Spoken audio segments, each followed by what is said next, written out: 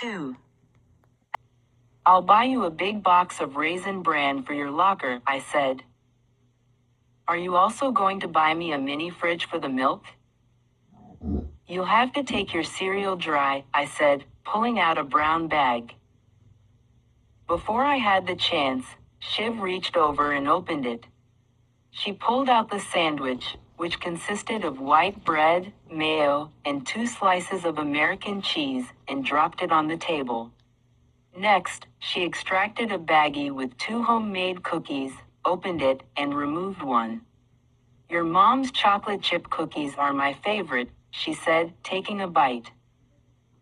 Why do you think I packed 2? But she needs to up her sandwich game, she added. Shiv pointed with her thumb to a group of freshmen sitting at the table to her left. Their trays all looked pretty much the same. Chicken patty, white bun, fruit cup, chocolate cake. She gestured toward her bowl. More nutrients for the money. By the way, have you ever noticed how everything is pizza? Looks like a chicken sandwich to me, I said. Right, which is basically pizza. Bread, sauce, toppings, she clarified. Yesterday, they served burritos, I said. Rolled up pizza, she said. Monday was beef stroganoff. How is that pizza? Noodles are flour and water. Essentially pizza dough, plus sauce and toppings. I get it. And is your cereal pizza too? I asked. It doesn't hold for snacks. Exactly. Cereal is not a meal, I said. Shiv had ideas, and when I let them soak in, at least half of them made sense. Sometimes they were profound. She should have taken philosophy with me, but she chose design. We need to talk about. The way Shiv braced herself against the table meant she thought I was about to bring up Ingo. I'd been talking about him nonstop and... Ingo, I said. Though Shiv's patience ran deep, I feared the murky bottom. Not. Ingo and I had started hanging out toward the end of junior year. Once we'd made it through the summer, it became obvious that talking about relationships was embarrassing, but we both knew we're exclusive. It wasn't something we ever talked about, because a unit. Then, out of nowhere, after a hockey game, Ingo acted like where we stood. For most of senior year, we were Frankie and Ingo, didn't want to talk to me. He didn't say anything, it was just a body language thing, a turning away. He avoided me for about a week. When I finally confronted him, he suggested we take a breather. Me, you mean break up? Him, I mean a breather. Me, what's a breather? Him, a long, deep exhale, during which you figure out what you want. I wasn't sure if you meant me, or if it was more of a royal you, meaning him. What did Ingo want? Hard to say. He had everything a guy his age could want. What did I want? I wanted more, but I was unable to see or admit that, so I was the one being told we were taking a breather, and feeling rather hurt. Okay, gutted. Like a taxidermist had pulled out all my insides and tossed them into a metal bowl before stitching me back up and mounting me on the wall of a hunting lodge for everyone to admire on their way to supper. I imagined Ingo walking by with a buddy saying, "Ain't she a beaut?" 3 weeks into our long, deep exhale, I was pretty sure Ingo was hooking up with someone else. Shiv lifted her bowl and slurped down the remaining milk. I'm waiting. What if there's a reason Kyle mentioned Wolf Whiting on his Insta? Kyle's account had been removed, but not before someone had grabbed his final post and passed it around. Posted minutes before his car hit the water. A picture of Wolf performing a hockey stop, ice shavings flying like confetti, stick on the ice, helmet off, revealing his wide, winning grin. If Wolf Whiting couldn't survive it, how can I? At Kamerf 87, RIP. They were both hockey players, Shiv said.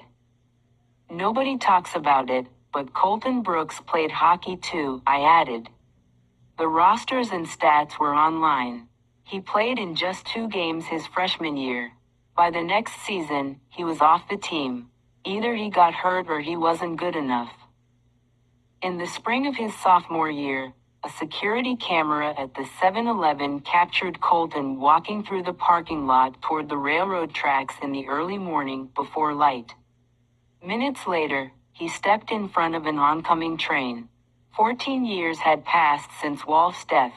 Nobody saw a connection. Wolf Whiting, captain of the hockey team, was simply too different from Colton Brooks, unassuming everyman. 3 dead hockey players, Shiv said. Might just be a coincidence. What if it goes deeper?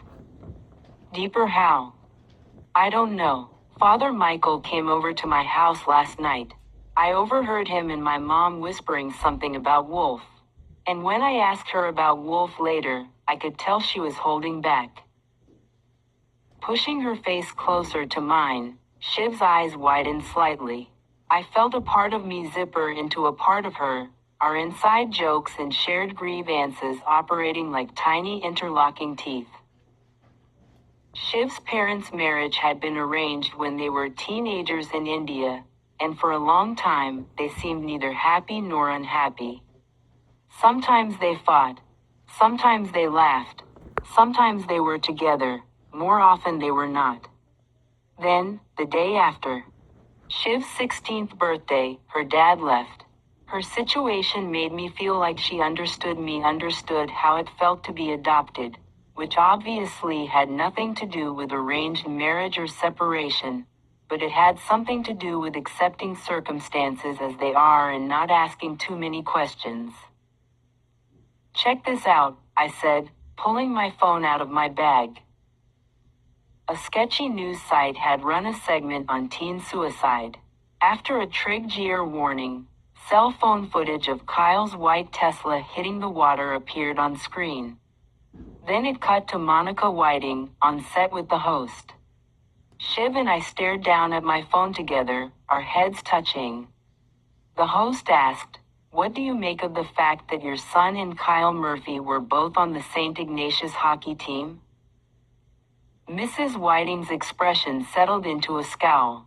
Her natural gray hair was cropped short, which might have been stylish, but with her brow furrowed and her lips turned downward, gave the impression of austerity.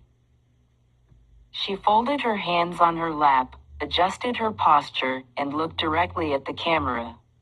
"I'd like to express my condolences to Kyle's family. I know what losing a child feels like. I share their anguish, but..." I hit pause and said, "There's a but." Then I hit play again. 18 years ago, my son, Wolf Whiting, was murdered on the St. Ignatius campus, poisoned with a lethal dose of a synthetic opioid. The investigation was not thorough. Wolf's girlfriend, Susanna Mercer, never accounted for her whereabouts that night. To my knowledge, she was never interviewed by police. And suicide can be too painful to comprehend, the host said. "Let's talk about Kyle Murphy." For his final Instagram post, he shared a picture of your son. "Why do you think he..." Monica Whiting became agitated and walked off set. The segment cut to commercial. Ms. Guerra, my Latin teacher, had just entered the dining hall. She approached and said, "Frankie, please put the phone away at the table." Without waiting for me to comply, she walked off. "That mother can't face reality," Shiv said. "But what if she can?" I put my hands on Shiv's shoulders and squared our bodies. "I mean, what if there's more to the story? A good, old-fashioned cover-up?" She smiled. I released her shoulders. "We could investigate Wolf's death for our project." Shiv was my partner in community journalism. For our final project, we had been asked to pick a topic that affected the local community and explore it through the medium of our choice. A couple of the teams had already announced their projects, but we'd been struggling to come up with an idea that excited us. One team was building an interactive map to visualize gentrification and displacement in Pittsburgh, starting with the leveling of homes in the Hill District to make way for the Civic Arena. Another team was writing an exposé on a town councilman who had taken money in the form of campaign contributions from a local developer, the lucky recipient of fast-tracked building permits. Shiv turned her body back toward the table and began tapping her spoon against her empty bowl. She said, "I'm game." Shiv was an easy sell. Her need to solve every puzzle she was presented with probably had something to do with her inability to figure out the puzzle of her own parents. My sandwich was untouched, the mayonnaise having lost its appeal. Shiv was working through my second cookie. She looked around. The freshmen sitting at the next table were close enough to hear us if they tried, but they were busy talking about something else. "You should eat. Do you want me to go through the line again and grab you a chicken sandwich?" I shook my head. Shiv stood up and walked over to the dish return, where she handed her tray to two disembodied gloved hands that appeared through the window.